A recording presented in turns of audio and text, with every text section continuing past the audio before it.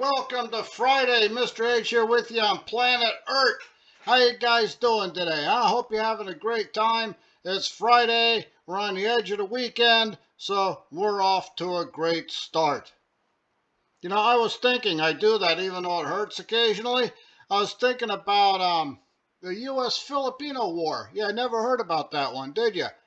Yeah, this actually happened after we smashed the daylights out of Spain there in the baby seal clubbing they call the Spanish-American War, the one that lasted three months, and we just totally clobbered Spain.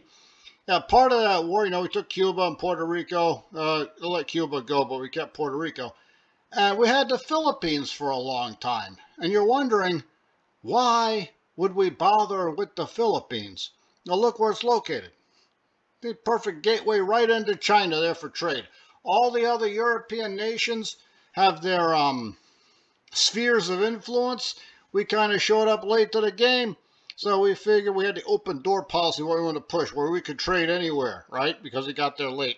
And we got the Philippines right there. Perfect springboard to head into China. And you know, it's still kind of important because when we end up fighting China again in another world war, which may or may not happen, look where it is. Yeah, perfect place, man. If there's a place an island needs to be in relation to China for anything, commercial, military, or just hanging out, the Philippines is the place to be. Now, the U.S.-Philippine War, this is kind of tough. It's kind of a Vietnam precursor. You know, we beat Spain easily in 3 months, and then we had to try and put down the Philippines. Officially, the war ended on July the 4th, 1902, but there was still fighting going on. Marines still going way down to islands down in the Sulu Sea and all of that. They were fighting as late as, I think, the 30s, you know. Definitely 1916. You remember that one painting that I couldn't find. And this is kind of the idealized version of the whole thing, right? So we've got the you know, the Teddy Roosevelt looking character here riding through on horseback, you know, marching forward to their inevitable victory. Like I said, it was a precursor to Vietnam. They took shots at you, you ran after them. Maybe they're there, maybe they're not. This is a little bit more realistic, an actual photo here. See the bad terrain? You know, this isn't even a bad one, okay? This is even the deep jungle. This might be somewhere outside of Manila. And I don't know who you're firing this artillery at because, you know, there's nothing to hit. And when it does, the jungle like absorbs everything. But no, they're definitely trying over here. And look at those American uniforms. They look like something you see from, you know, Battle of Little Bighorn or something. Yeah, they're wearing that. So you know they must really be hot. You know, just getting roasted alive with that. Yeah, now I don't know if this is from Cuba or from the Philippines. And the more I look at it, I think it's from Cuba. But it's still the same point, right? They still had segregated units. People ask me about that. Hey, Mr. H, why'd they have segregated units? I honestly have no idea. I mean, if somebody's crazy enough to fight next to you, look at that, saving that officer's life. I mean, hey, welcome aboard, you know? I mean, in the beginning, the Revolutionary War didn't have segregated units. Everybody lived in one place. You know, Boston, the first Massachusetts, whoever lived in that area showed up. You know, Salem Poor and all those guys up at Bunkers Hill. So I'm not really sure when or why this even started. Eventually, it'll fade away by the end of the Second World War, and then Truman, you know, executive order ended that altogether. But, you know, like I said, if you're crazy enough to fight next to me, man, welcome aboard. And they had segregated units in the Philippines still. So, yeah, I don't get it. And once again, look at the cavalry uniforms, too. You know, these guys are roasting alive out in that heat. You know, I'm not sure that officer got shot or fell from heat exhaustion, man. Kind of 50-50 right there. Anyway, here's another thing I noticed about the U.S.-Philippine War. A lot of trenches. Yeah, that's something, a lot of pictures. I see a lot of trenches. I call it a Vietnam precursor. It's kind of a First World War precursor, too. They're going along, they get shot at. What's the first thing you do? You hit the deck, right? And then you want to get below the deck so they can't hit you, so you start digging. And there they are, digging in a trench, and they're waiting for the other side to either go away or reveal themselves. Then you fix bayonets and go after them, or better yet, you try to outflank them or something like that. Must not be a lot going on here. Everybody just kind of hanging out looking at the camera, so I guess the shooting must have stopped. I don't know. Hey, do what you do on your free time, right? Now, the Philippine Army was an actual army. Yeah, Emilio Eduardo, who declared the first Philippine Republic until they lost and he got captured. They actually fielded an army. They had their guerrilla tactics, but they had their own field army. Krag Jorgensen rifle looks like probably stole it from the Americans, right? Got uniforms, got a rank structure, we got officers. Yeah, they're trying to actually function like a real army. They lost, but I mean, it wasn't like they're just chasing people through the jungle. These guys actually had some idea of what they were doing, either watching the Americans, maybe actually learned something from the Spanish when they were there. They put up a serious fight, but in the end, you're fighting America. America wins, except that Vietnam thing and Afghanistan. But we're just going to move on beyond all of that. The weird thing about the American-Filipino War, the fact is nobody remembers it, right? Except people like me, Mr. H. It ended in 1902. And strangely enough, the U.S. and Philippines began to have a pretty good relationship with each other. Especially in the Second World War, you saw Philippine and U.S. soldiers fighting against the Japanese and dying together against the Japanese, especially on the Bataan Death March. In 1934, we'd promised the Philippines they'd be independent in 10 years. So we were never planning on actually hanging on to the Philippines forever, Well, 1934, 10 years, 1944, Second World War is raging in downtown Manila there. So, kind of had to, hold off on that promise a second. And Emilio Eduardo was still alive at the time when the Japanese had occupied the Philippines. They tried to get him to denounce the Americans. And even though he'd fought against the United States 40 years earlier, he would not denounce the United States, and he would never join the Japanese as their puppet. So obviously we did something right. Anyway, on July the 4th, 1946, down comes the American flag, up goes the Filipino flag. This is an iconic picture in the Philippines. And, of course, you notice that, 4th of July. So we got the same Independence Day to bind the two countries together. Plus, you've had military bases there for a long time. Make sure they stay binded together, right? Oh, especially when China comes knocking. That's coming one day.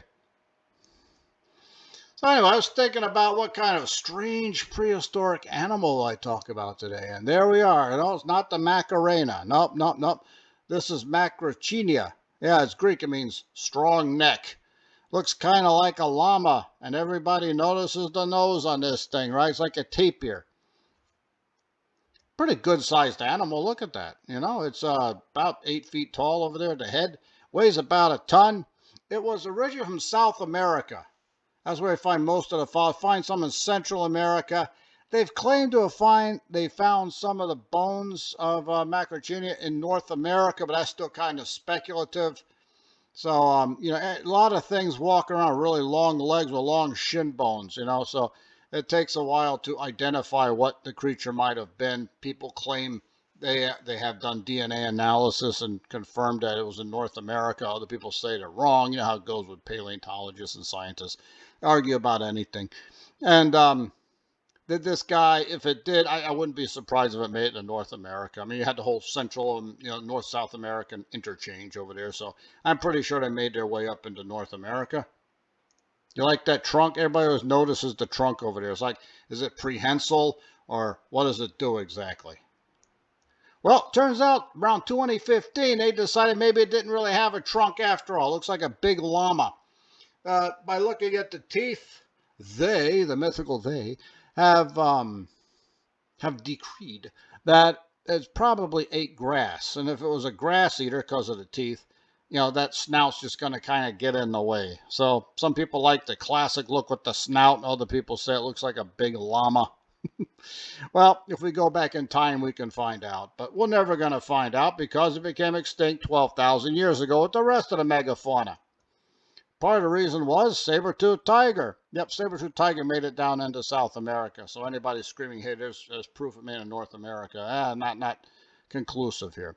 And of course, the other predator that was hunting it down, right? Yeah, the two-legged one, Homo sapien. So this guy is, it's not looking too good. He might still escape. We don't know. Doesn't matter. At least 12,000 years ago. Hey, you notice all the bones down there on the ground? Yeah, I think this particular saber-toothed cat has been stalking animals in the same area for a while, turned into its own buffet. All right, let's talk about the UFL, man. We're halfway through the season. 10-game season doesn't last very long. Over there in the USFL conference, look at this. Is Birmingham's grip on spring football starting to slide? Yeah, they're tied with Michigan at 3-2 on top of that conference. The Houston Roughnecks at 2-3, only a game back. And Memphis not looking good at 1-4, but remember, they lost their first four and they won last week. Guess who they beat? Birmingham. So maybe Memphis is starting to catch a second wind over here. Good time to do it, don't you think? It's a 10-game season. Better do it fast. Over in the XFL conference, the DC Defenders. Hey, they're back there at 2023 form over here, man. They're 4-1, leading their conference, best record in the league. But don't get too comfortable, because look who's behind them. Arlington and St. Louis, both 3-2, is only a game out. San Antonio not looking too good at 1-4, but it's not over yet. And if Memphis, they can catch a second wind, maybe San Antonio could do the same thing. Only one way to find out, right? And this year they're scheduling different. They have one Friday night game, one Saturday game, sometimes afternoon, sometimes night, and of course 2 Sunday games. And the game I'm looking forward to is going to be St. Louis hosting Arlington, because whoever wins that is going to have a definite lock on second place. And if the DC Defenders stumble, hey, maybe they're tied for first. That game I was telling you about, Arlington, St. Louis, first up. Yep, it's tonight, 8 o'clock there at the Dome in America Center. High noon. They're going to have 2 games on Saturday. They'll do anything to embarrass me, won't they? Memphis playing Houston, D.C. over there against Michigan. That D.C.-Michigan game, that's going to be pretty important too. And then San Antonio and Birmingham there Sunday at 4 o'clock. Like I said, this is the game I really want to see. I want to see Arlington go up against St. Louis. I think that might be the game of the year right there. They won't meet in the championship. They're in the same conference, but they can meet in the playoffs, and that might decide everything. I hope you guys have yourself a fantastic day. Mr. H is going outside because the weather seems pretty nice, and even if the weather's bad, Mr. H still goes outside because Mr. H is basically an animal that likes to run around outdoors. Run around, jump and sing and frolic and scream. Hopefully the neighbors don't call the cops on me this time, and if they do, chances are probably the first name basis with them. You guys have yourself a great day, and I will see you next week, because that's just kind of what we do here on Planet Earth every Friday. Das vidanya.